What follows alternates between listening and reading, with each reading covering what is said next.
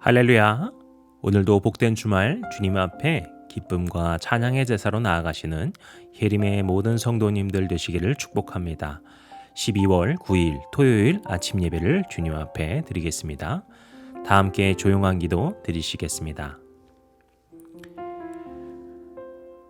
우리에게 평강 베풀어 주시는 은혜와 능력의 아버지 하나님, 오직 주님의 은혜로 이 자리에 서 있음을 고백합니다. 주님께서 우리의 예배의 자리에 초대하여 주셨고, 주님의 말씀을 들을 수 있는 모든 가능성을 허락하여 주셨고, 오직 주님을 높일 수 있는 그 모든 그 귀한 잔치에 우리를 초대하여 주셨음을 믿으며 주님께 감사의 찬양 올려드립니다. 오늘 이 예배의 모든 순간이 주님만을 높이는 거룩한 예배가 되게 하시고, 우리의 마음이 주님의 거룩한 성전 되어서 오직 주님만을 높일 수 있는 그런 마음 될 수 있도록 우리의 심령을 주님의 마음으로 씻어주시고 주장하여 주시옵소서. 모든 순간 주님께 맡겨드립니다. 모든 말씀 예수님의 이름으로 기도드렸습니다. 아멘. 오늘 우리가 함께 고백할 시편의 찬양은 시편 19편 6절에서 7절까지의 말씀입니다. 악인에게 그물을 던지시리니 불과 유황과 태우는 바람이 그들의 잔에 소득이 되리로다. 여호와는 의로사 의로운 일을 좋아하시나니 정직한 자는 그의 얼굴을 배우리오다. 아멘. 오늘 우리에게 주시는 하나님의 말씀은 욥기 32장 1절에서 22절까지의 말씀입니다. 욥이 자신을 의인으로 여김으로 그 세 사람이 말을 그치니 람 종족 부스 사람 바라겔의 아들 엘리후가 화를 내니 그가 욥에게 화를 내면 욥이 하나님보다 자기가 의롭다 하며 또 세 친구에게 화를 내면 그들이 능히 대답하지 못하면서도 욥을 정죄함이라.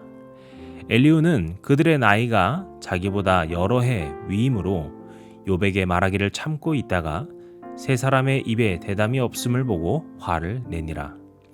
부스 사람 바라겔의 아들 엘리후가 대답하여 이르되 나는 연소하고 당신들은 연로함으로 뒷전에서 나의 의견을 감히 내놓지 못하였노라. 내가 말하기를 나이가 많은 자가 말할 것이요 연륜이 많은 자가 지혜를 가르칠 것이라 하였노라. 그러나 사람의 속에는 영이 있고 전능자의 숨결이 사람에게 깨달음을 주시나니 어른이라고 지혜롭거나 노인이라고 정의를 깨닫는 것이 아니니라. 그러므로 내가 말하노니 내 말을 들으라. 나도 내 의견을 말하리라. 보라, 내가 당신들의 말을 기다렸노라. 당신들의 슬기와 당신들의 말에 귀를 기울이고 있었노라. 내가 자세히 들은즉 당신들 가운데 욥을 꺾어 그의 말에 대답하는 자가 없도다. 당신들이 말하기를 우리가 진상을 파악했으나 그를 추궁할 자는 하나님이시요 사람이 아니라 하지 말지니라. 그가 내게 자기 이론을 제기하지 아니하였으니 나도 당신들의 이론으로 그에게 대답하지 아니하리라. 그들이 놀라서 다시 대답하지 못하니 할 말이 없음이었더라. 당신들이 말없이 가만히 있어서 다시 대답하지 아니한즉 내가 어찌 더 기다리랴. 나는 내 본분대로 대답하고 나도 내 의견을 보이리라. 내 속에는 말이 가득하니 내 영이 나를 압박함이니라. 보라, 내 배는 봉한 포도주통 같고 터지게 된 새 가죽부대 같구나. 내가 말을 하여야 시원할 것이라. 내 입을 열어 대답하리라. 나는 결코 사람의 낯을 보지 아니하며 사람에게 영광을 돌리지 아니하리니 이는 아첨할 줄을 알지 못함이라. 만일 그리하면 나를 지으신 이가 속히 나를 데려가시리로다. 아멘. 우리는 어제의 말씀으로 3장부터 시작되었던 욥과 세 친구 사이의 그 논쟁이 끝난 것을 보았습니다. 그리고 오늘 본문 1절에서 보시면 아실 수 있듯이 이들의 논쟁에는 어떠한 결론도 내릴 수 없었음을 알 수 있습니다. 그러면서 이제 오늘 말씀에서 새로운 사람이 등장하게 되는데요. 바로 엘리후입니다.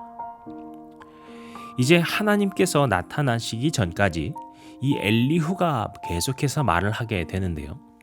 오늘 말씀을 보면요. 엘리후는 이들과 함께 있었고 이 논쟁을 계속해서 지켜봐왔던 것으로 알 수 있습니다. 그러면은 왜 그는 이미 그때 논쟁에 참여하지 않았던 것일까? 우리가 생각해 볼 수 있겠는데요. 오늘 4절에 보시면 그 이유가 나오죠. 그것은 이 엘리후가 이 욥과 세 친구에 비해 어린 사람이었기 때문입니다. 아마 이 욥과 세 친구는 서로 비슷한 동년배에 가까운 사람이었을 것입니다. 아마 엘리바스가 가장 많았을 것이다 라고 보지만 그들이 거의 친구에 가까운 비슷한 나이일 것이다 라고 보는 것이죠. 그에 반해 이 엘리후는 상대적으로 나이 차이가 좀 많이 났을 것이다 라고 보고 있습니다. 우리나라도 어른을 공경하는 그 문화가 있고 그것을 굉장히 중요시 여겼죠. 그런데 이것은 우리나라만의 어떤 고유의 문화가 아니라 다른 나라들에도 거의 비슷하게 있는 문화입니다. 그래서 장로라던가 하는 경우도 다 결국에는 그 어른들의 지혜를 찾는 것이죠. 왜냐하면 지금이야 우리가 지식이라고 할 때 그것은 뭔가 누가 특별히 막 공부를 해가지고 뭐 전문가가 되면 그것을 우리가 지식이라고 하지만요.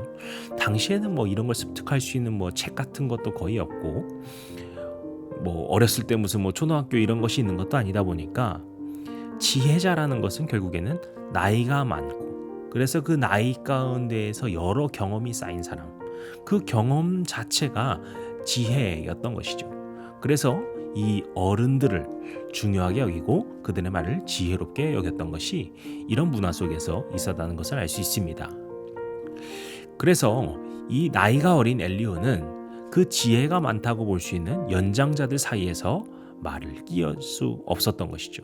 그래서 7절에 보시면은 나이 많은 자가 말할 것이고 연륜이 많은 자가 지혜를 가르칠 것이다 라고 자신은 그렇게 생각해 왔다라는 것을 알 수 있습니다. 그런데 그렇다면 왜 이제 와서 엘리후는 말을 시작하게 된 것일까요? 그것은 이제까지 엘리후가 듣고 보아왔던 욥과 이 세 친구의 논쟁의 한계를 본 것이죠. 그리고 그것에 답답해했고 분노했다라는 것을 알 수 있습니다. 이들의 문제를 분명하게 짚고 있는 것이 2절과 3절의 말씀인데요. 욥의 문제는 무엇이었습니까? 어제 말씀에서도 짧게 언급드렸는데요. 욥은 하나님 앞에 자신의 의로움을 말하면서 마치 하나님보다 자신이 더 의로운 것처럼 이야기하고 있다라고 엘리후는 평가합니다. 그리고 세 친구에 대해서는 어떻게 말합니까? 이 세 친구들이 욥의 말에 문제를 제대로 짚지도 못하면서 그저 욥을 정죄하고 인과응보적인 말만 하고 있다라는 것이죠. 그래서 이들의 논쟁에 어떤 결론이 나오지 않기 때문에 엘리후는 말을 꺼내면서 이제 자신의 견해를 이야기한다라는 것을 오늘 말씀에서 어떤 시작으로 말하고 있습니다. 그런데 여기서 엘리후가 이들의 말에 그 반박을 하는 어떤 그 논쟁을 하는 것이 아니다라는 점에 우리는 주목할 필요가 있습니다.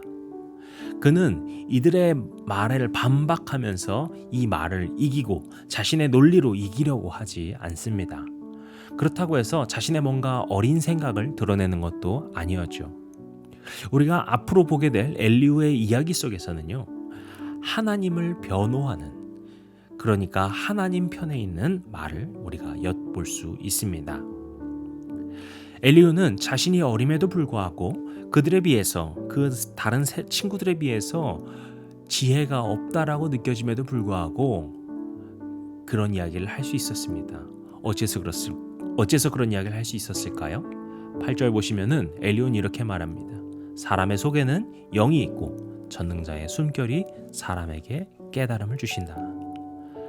이게 무슨 말입니까? 지금 엘리후는 자신의 나름대로의 어떤 관점이나 자신의 어떤 철학이나 생각을 말하는 것이 아니다라는 것입니다. 자기 안에 일하고 계시고 자기에게 지혜를 주시는 주님의 지혜를 가지고서 내가 말하고자 한다라고 고백하는 것이죠. 이것은 우리 그리스도인들에게도 참 중요한 것이라고 믿습니다.